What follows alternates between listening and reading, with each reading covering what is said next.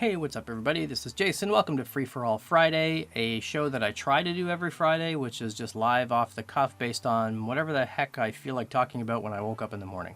So this episode is going to be dedicated towards the Spark amp. So my 3-month review and impressions based on putting it through its paces over the last 3 months. So I ordered mine in November of last year and I got it at the end of May, and I've been using it I would say close to daily, if not every other day for the last few months. So I'm going to break this video down into 2 parts. The first part is going to be a 3-month review about basically the workflow and how I use it and the features that I use the most. I did another video that compared Positive Grid's marketing spiel versus how the features actually work. So I'm not going to go in depth with all that type of stuff, but it's basically, you know, that matters before you buy, and then once you get it, the workflow matters more. So stupid things like, you know, some of these types of practice amps, you can't adjust certain things through the app when you have it plugged in through USB,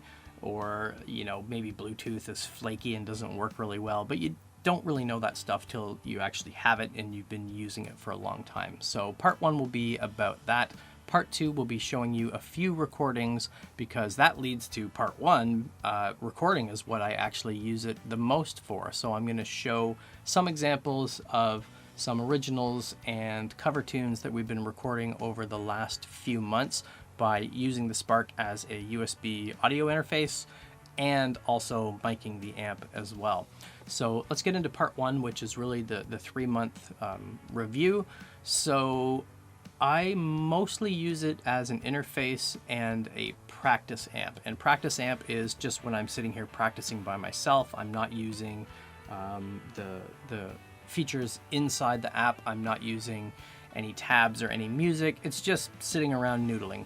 Is probably the most, I probably use that the most with the Spark amp. So what I do love about it is having the 4 presets on the top. So if I don't have my phone with me, which is pretty rare, I can bounce between those 4 different sounds and practice, which is awesome.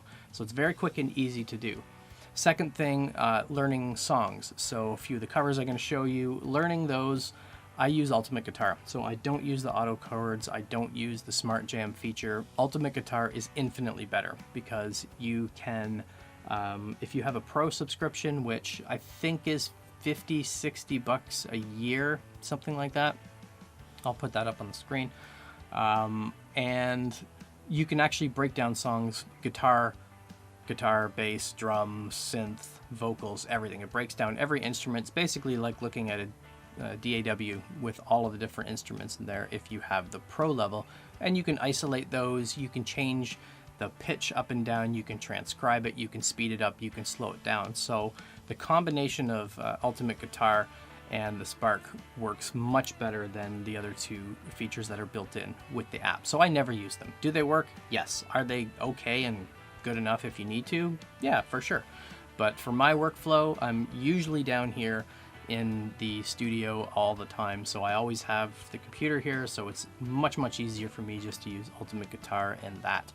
Other features, I use it as a Bluetooth speaker a lot. So, you know, having, when we were allowed to expand our social circle, bringing it outside and using it as a speaker. My wife does fitness classes, so sometimes she'll do her fitness classes out in the backyard.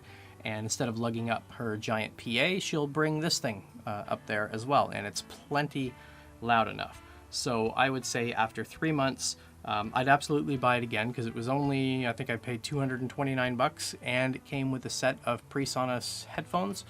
So for the value, yeah, that's awesome. But primarily, I use it to record, to sit around and practice with, to learn songs, and as a Bluetooth speaker. Some of the knocks against it, like I mentioned in some of my other videos, is it's not loud enough and it doesn't sound good. Well, sounds subjective. What do you expect out of a $229 practice amp? I think the models in there sound pretty good. Plus, it's easily expandable. So Positive Grid also has Bias FX 2 plugin. So I would imagine over time they're going to unlock more features. They'll probably add the ability to chain more pedals together, because right now you're limited to a gate, compressor, distortion pedal, 1 amp head. You can't customize the speaker. You've got a modulation pedal for flanger, chorus, etc., delay and reverb, and that's it. So you can't move them around in the chain, and you can't add anything else to it. But I would guess they would probably add that through software anyway. And loud enough, absolutely. If you're a singer-songwriter, you could bring it and use it as, you know, an acoustic amp. If you really wanted to, you could mic it in a bar to play a live show, but it's not designed for that, obviously. So yeah, I think it's actually a fantastic product. It looks awesome. I like that it has a carry handle. I like that it has the 4 presets on the back. And most importantly, the synchronization between the knobs on the top and the app. So it's very cool that you don't have to muck around with this all the time. So I always have this with me more often than not. Mostly I will try to use it with the iPad because the interface is just bigger, so it's pretty hard to dial in an exact sound when you're on this tiny screen. So it's nice to be able to have the hardware knobs on there as well to do the little tiny adjustments as well. So that's very cool. All right, so let's get into part 2. I'm going to show you some recording examples. So this is a cover track, ACDC Highway to Hell, that we recorded and just released on Spotify, so you can find that link below in the description. And I used the Plexi Rock for the setting. I'll put that up on the screen for both of these guitars. So guitar 1 and 2, and you can see there's minimal processing. So here's the 3 guitar channels. So these 2 channels here are the rhythm tracks, and then guitar 3, I actually ended up using the Bias FX plugin for guitar 3, which is just in the chorus and the outro, and I used just a Vox amp, which I know they don't use for it, but this was the settings for that. So just a gate, just the Vox, and the standard cabinet that goes along with it. And this would sound very similar to the Vox clone that is in the Spark amp as well. So let's listen to just the first guitar here. All the processing is turned off.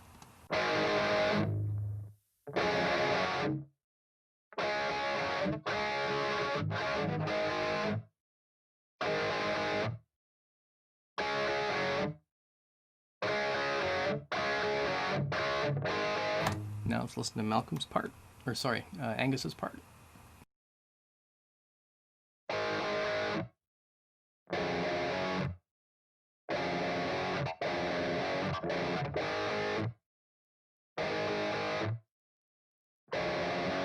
So I know Angus uses a 65, 68 Marshall, I think JCM 800 is what he uses. I wasn't too worried about that. I just was basically going through the tones and going, what sounds kind of good enough? Because I think I mentioned in another video I subscribe to the Nita Strauss philosophy of guitar tone is ignore the name and the cabinet and the amp head and just listen to it and pick one that sounds good. I think too many people focus on, hey, that doesn't sound like a JCM 800. So here's both of these together, no processing.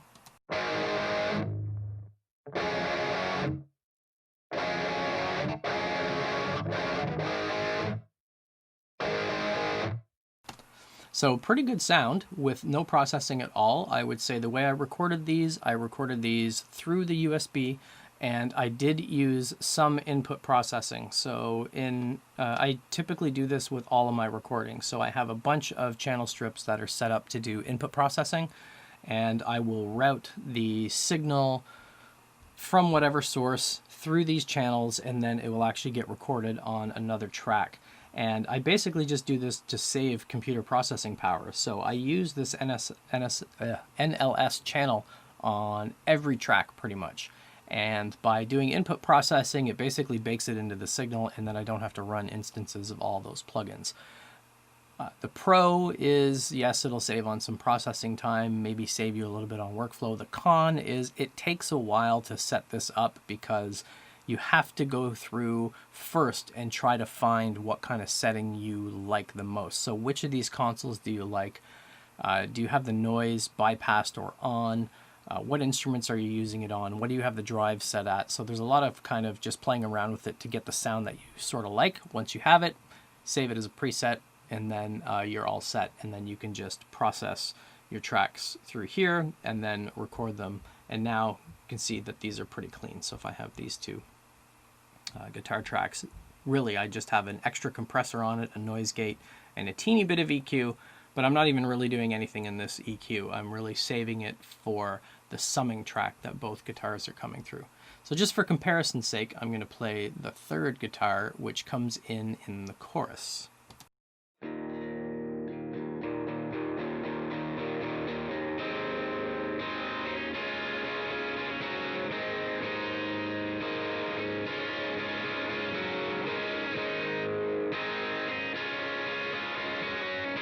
So let's play all three of these together with no processing, obviously except for the amp sim.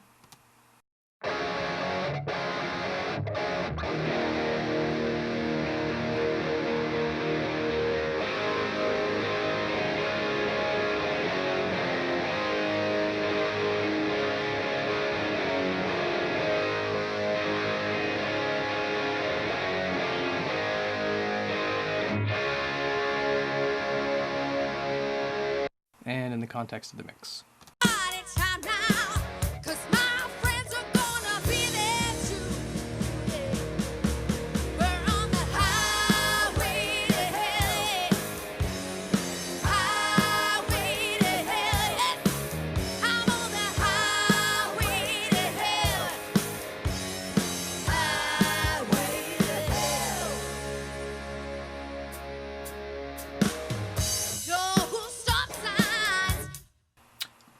And that's with no processing. So now let's hear this with the processing on. So I had the compressor on here, both of these compressors on. This EQ on Malcolm's guitar is, I tried this, I learned this from Glenn Fricker's channel, the 30 Hertz boost. I couldn't tell much of a difference, but I think it's because when I did the input processing on those tracks, I usually have this filter set, so I'm filtering out anything that's below 50. But so that EQ is not doing anything really. The one this is the one that's doing the most. So it's boosting the between 2 and 6K and cutting a little bit of the mids down at or low mids at 400 to 500. So again, I'm using the NLS bus.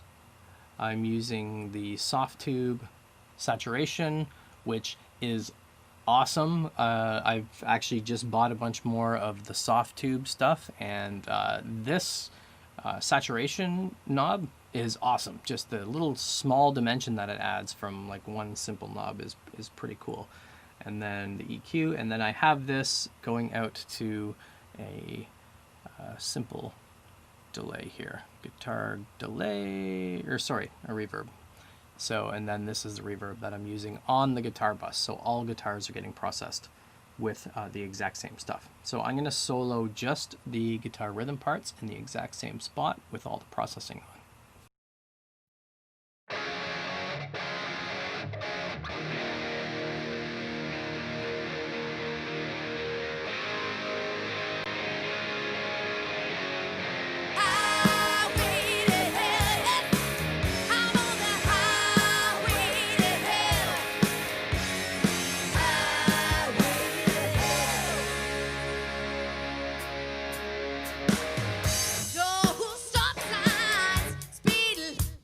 And now let's just play the intro with all the processing on.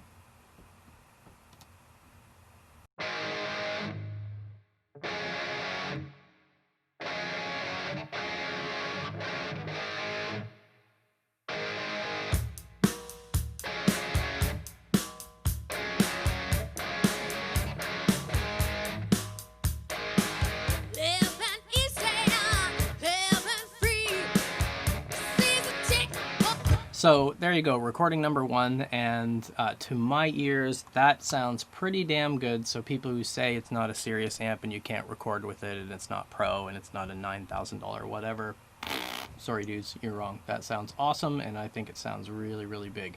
So let's get to the next one. Let's close this.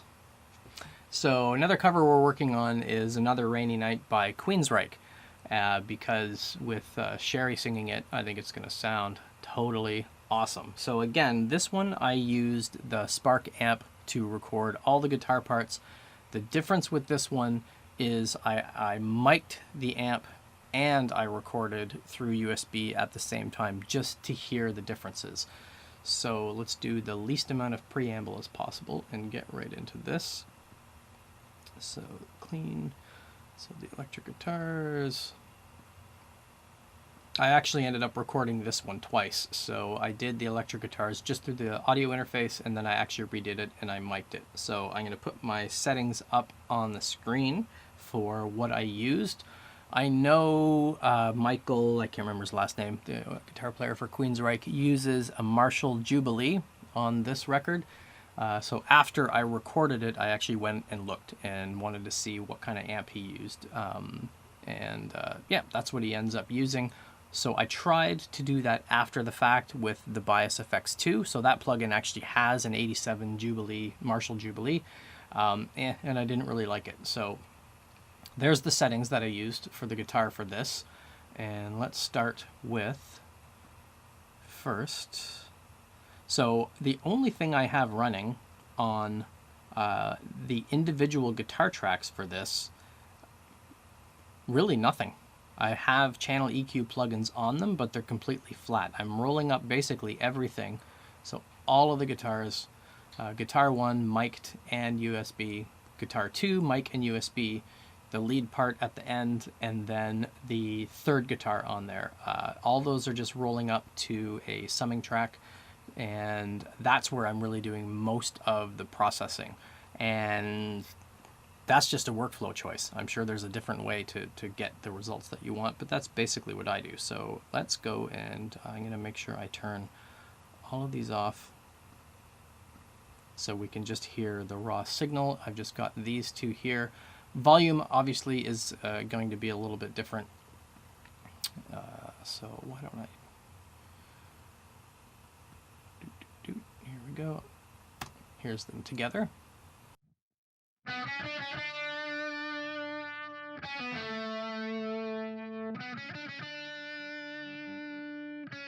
So that's just mic'd with an SM57 in that same setup. So 45-degree angle, almost touching the speaker, but right in the middle of the cone.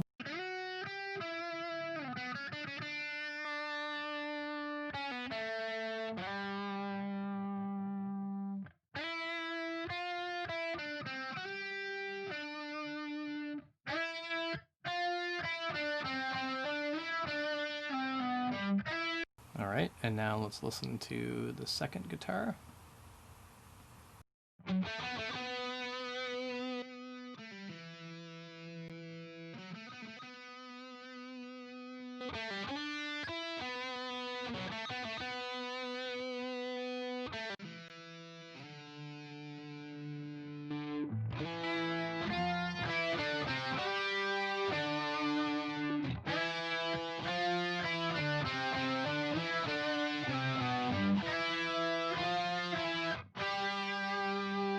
So that, again, that's no processing at all. And here is the third guitar, which is just kind of chugging along in the background.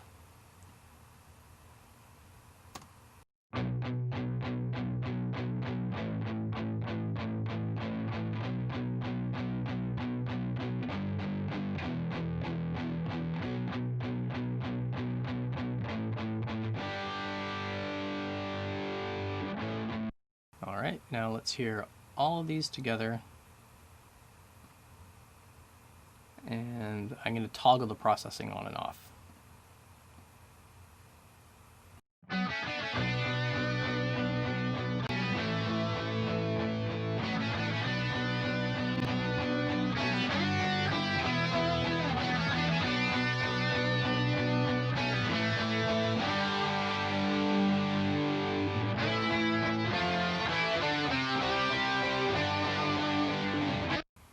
So to my ears, that sounds pretty good. Now let's listen to the whole thing. Remember, this is not mastered. There's nothing on my stereo bus over here. We're gonna release this one probably in another month or so. So Sherry, if you're watching this, get your frickin' vocals done.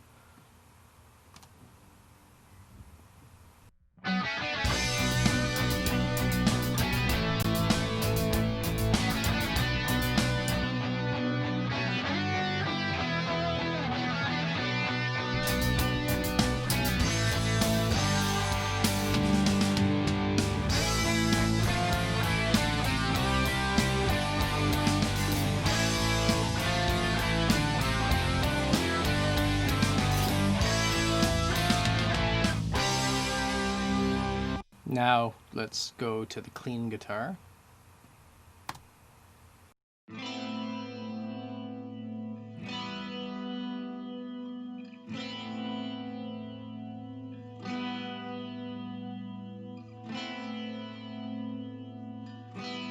So the clean guitar I recorded twice. So I played it twice. I played it once with the same setup I had for both, so miking it and USB at the same time. So that's these two tracks here. Let's just listen to these two.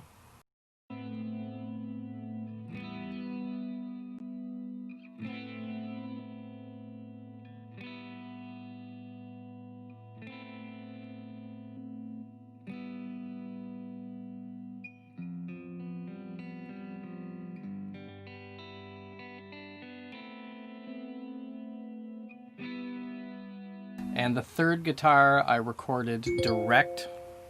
Oh, good. It's Vince's birthday tomorrow. Awesome. Let's close that. All right. And the third guitar I recorded direct through the Scarlett, and I used the Waves GTR amp sim and a stereo spreader to give it kind of that big, wide. If you've heard that song before, it's got a big, wide, clean, spacey, airy kind of sound.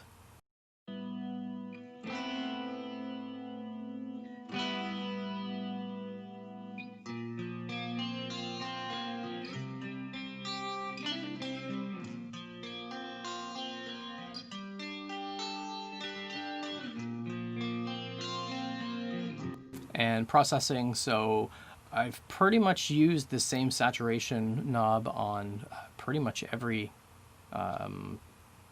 summing strip, and sometimes on individual instruments as well. And this plugin, which also came free with the Scarlett Focusrite, I use this pretty much on everything as well. To be honest, I don't really know what the heck it's doing. All I know is when I hit clarity or wide mix or de-rumble, it just sounds fantastic and it's so easy to use. So I'm going to just open up one more quick example. So this is a new song that is not anywhere near being polished or finished as well, that I just recorded yesterday to give you a little third view on the recording with the Spark amp. So while this is loading, I would say how you record it and how you mix it is vastly more important than the sim or the type of amp that you use. And please don't throw stuff at me. But you can get massive results with this little Spark amp. So if you want to do covers, you want to record your own stuff, I would more or less just ignore any of the other reviews that say it's not a serious amp and you couldn't use it for serious stuff, because this actually sounds pretty good. And you can check out the full song, Highway to Hell, the link down below if you want to hear the full song in action, although you're going to hear it on Spotify, which they basically neuter everything that they put up there anyway. So this, I'm going to turn my speakers down because this is going to blow my head off. This here are the settings I used on the Spark for this one. This is a bit of a heavier type of sound, but here goes.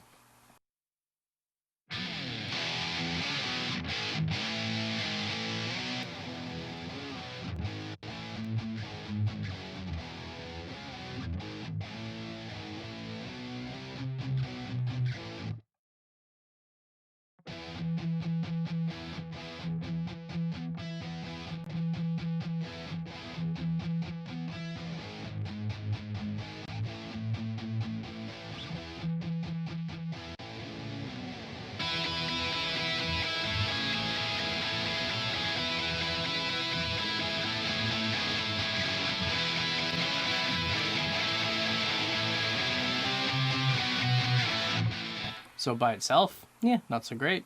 Once you get the other instruments in there.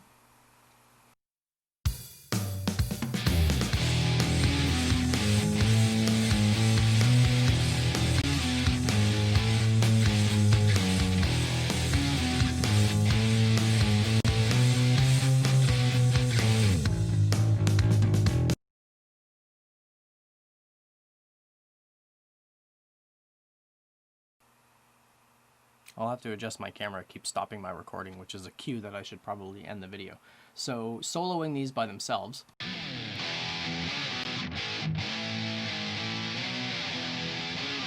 shrilly and mid-range sounding, but then once you get the bass in there,